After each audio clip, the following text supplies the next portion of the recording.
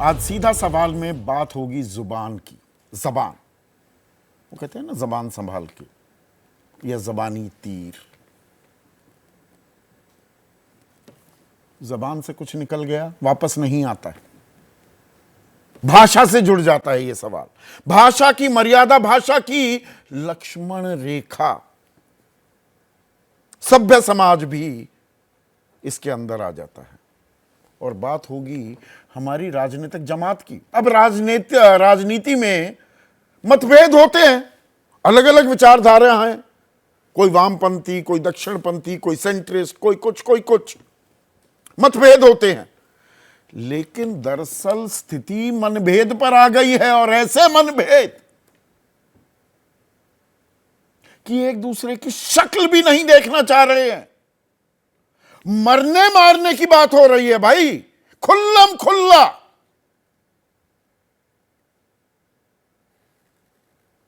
राहुल गांधी को निशाने पर लिया जा रहा है सत्ता पक्ष की तरफ से, और बयान कैसे कैसे। मैं उनके बयान उन्हीं के मुंह से, उन्हीं की जुबानी सुनवा भी सकता था, लेकिन मैंने गैर जरूरी समझा। यह जहर बुझे बयान है, गैर जरूरी है। बल्कि मुझे तो याद आता है, नेता प्रतिपक्ष थी लोकसभा में सुषमा स्वराज, अब उनका स्वर्गवास हो गया है, और मनमोहन सिंह देश के प्रधानमंत्री थे। मतभेद थे, और एक दफा तो बहुत बुरी तरह से घेरा सुषमा स्वराज ने, और शेरो शायरी भी हुई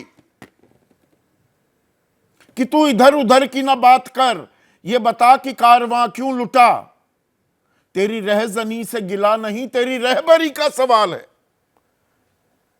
रहजनी मतलब लुटेरा तक कह दिया, पर शब्दों की मर्यादा बनाए रखी, शेरो शायरी का इस्तेमाल किया सुषमा स्वराज ने।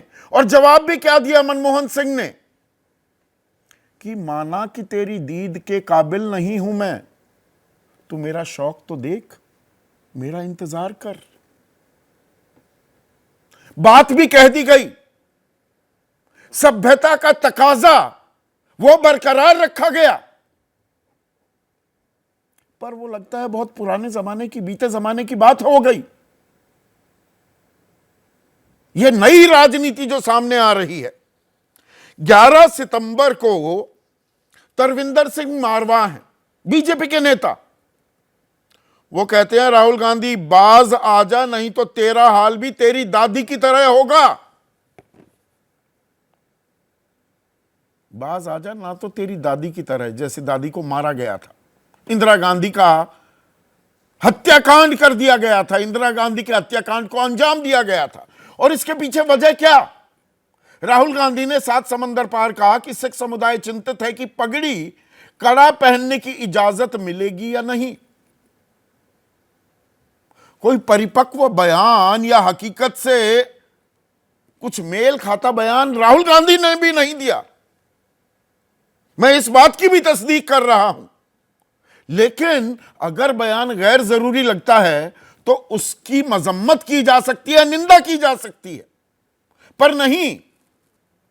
रवनीत बिट्टू कांग्रेसी सारी उम्र रहे, उनके पिता भी आतंकवादियों ने उनकी हत्या कर दी थी।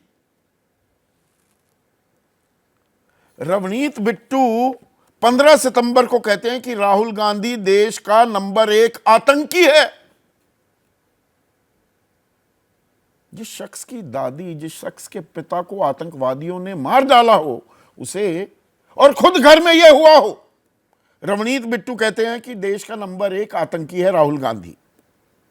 अगले दिन 16 सितंबर को संजय गायकवाड़, शिवसेना शिंदे गुट यानी कि एनडीए का ही विधायक, वो कहता है राहुल गांधी की जीभ काटने वाले को 11 लाख रुपए का इनाम दूंगा।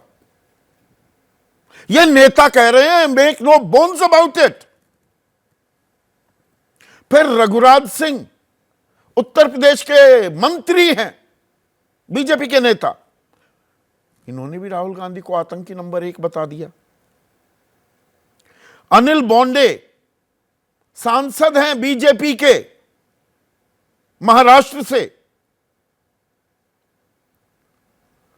कि जीभ पर चटके देने चाहिए, जला देनी चाहिए। कोई जीभ काटने की बात कर रहा है, कोई जला देने की बात कर रहा है। तो बासनगौड़ा पाटिल यतनाल बीजेपी के विधायक हैं कर्नाटक में। 18 सितंबर को, ये लगातार 15, 16, 17, 18, राहुल की मां इटली से तो पिता मुगल हैं। पैदाइश पर ही सवाल।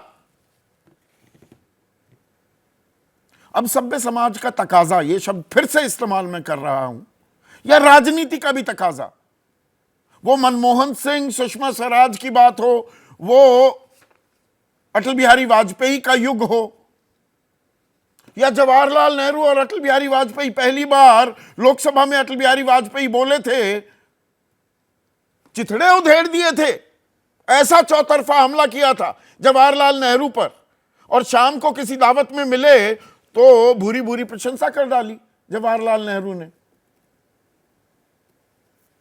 पर यहां पर किसी को रेप्रिमांड नहीं किया गया।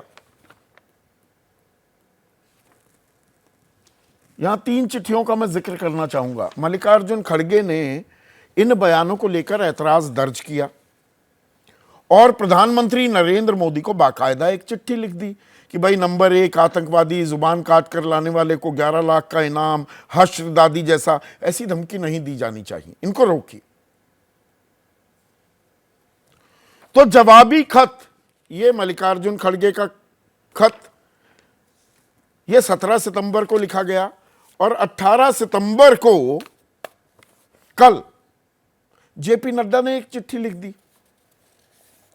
अब इस चिट्ठी में किसी भी तरह की कोई चिंता, कोई निंदा इन बयानों को लेकर नहीं, सीधे राहुल गांधी को निशाने पर लिया गया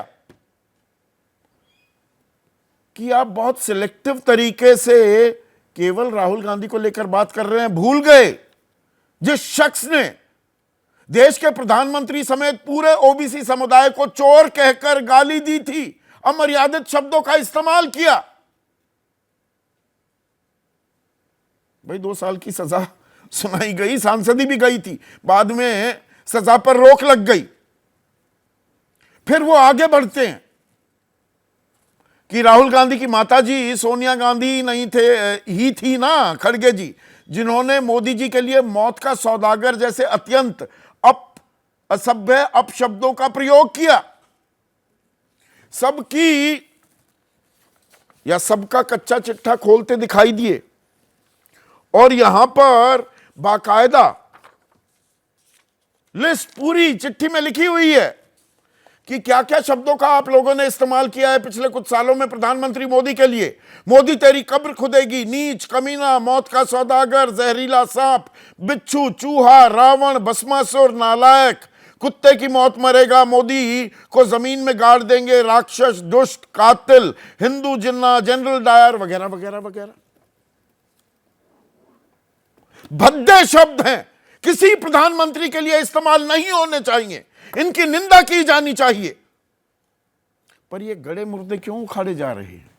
कहा गया 110 गालियां दी हैं कांग्रेस ने पिछले 10 सालों में। आपको ध्यान होगा पिछले साल, 1.25 साल पहले की बात है, कर्नाटक में चुनाव हुए थे, तब 91 गालियां थी, अब ये बढ़कर 19 गालियां और जुड़ गई हैं। तो यहां गालियों का लेखा जोखा रखा जा रहा है, पर एक दूसरे के प्रति सम्मान, एक इज्जत। आप नेता हैं, हमारे प्रतिनिधि हैं, देश की कमान आप लोगों के हाथ में ही रहती है। जब सत्ता में आते हैं, विपक्ष में आपकी जिम्मेदारी और बढ़ जाती है, अपोज, एक्सपोज और डिपोज करने की, सत्ता को उस पर नकेल कसे रहने की। और ये जो भाषा का इस्तेमाल हो रहा है,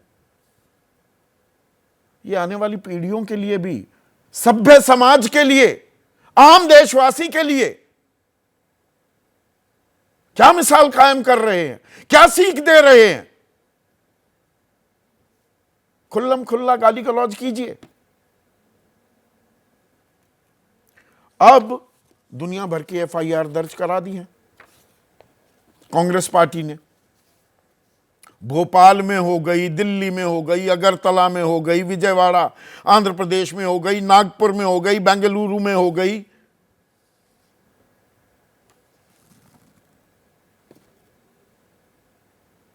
पर कोई थमने का नाम नहीं ले रहा, कोई रुकने का नाम नहीं ले रहा। वो कहते हैं ताली एक हाथ से नहीं बजती, पर यह जानबूझकर ताली बजाई जा रही है क्या?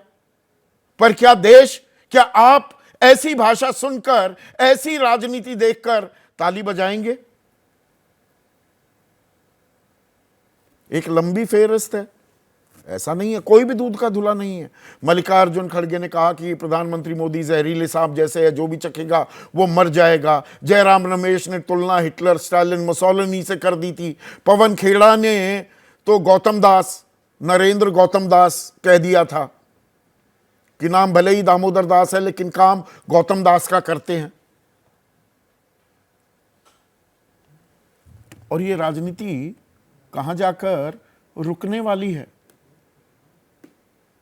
इसी सवाल पर आज बहुत ही भारी मन से मैं ये चर्चा करना चाह रहा हूं, पर यह बहुत जरूरी है। राजनेताओं को आईना दिखाना भी जरूरी हो जाता है। हमें नहीं चाहिए ऐसी भाषा, हमें नहीं चाहिए ऐसी राजनीति। चर्चा में मेरे साथ जो मेहमान हैं उनका परिचय कराऊं, उससे पहले आज का सीधा सवाल और बिना लार लपेट के सवाल है। राजनीतिक आर पार, गालियों की भरमार, ये सिखा रहे हैं हम, ऐसे बनेंगे विश्वगुरु। और फिसलती जुबान, किसका नफा किसका नुकसान, फायदा किसे होगा? कोई ताली बजा भी रहा है कि बहुत अच्छा बोला, जबान काट देंगे, बहुत अच्छा बोला कि जला देंगे जुबान को, बहुत अच्छा बोला प्रधानमंत्री के बारे में अब शब्द जब इस्तेमाल किए, चोर कह रहे हो। चर्चा में मेरे साथ बीजेपी की तरफ से महेश वर्मा, एनडीए के एक और अहम घटक एलजेपी रामविलास पासवान, गुट के नेशनल वाइस प्रेसिडेंट और मुख्य प्रवक्ता ए.के. वाजपेयी, कांग्रेस के राष्ट्रीय प्रवक्ता सुरेंद्र राजपूत, समाजवादी पार्टी के राष्ट्रीय प्रवक्ता मनोज सिंह काका, देश के जाने माने वकीलों में से एक नामचीन वकील हैं के मनन। ये इतनी जो एफआईआर दर्ज हुई है, इसमें सजा क्या होगी और होनी चाहिए क्या? भाई 2 साल से ऊपर सजा हो जाए, सांसदी भी चली जाएगी। सांसद भी हैं, विधायक भी हैं जो ये बयान देते घूम रहे हैं बिना खौफ के। And one of the finest police officers we had in the country, IB के स्पेशल डायरेक्टर रह चुके हैं, यशोवर्धन झा आजाद, इस चर्चा में जुड़ चुके हैं।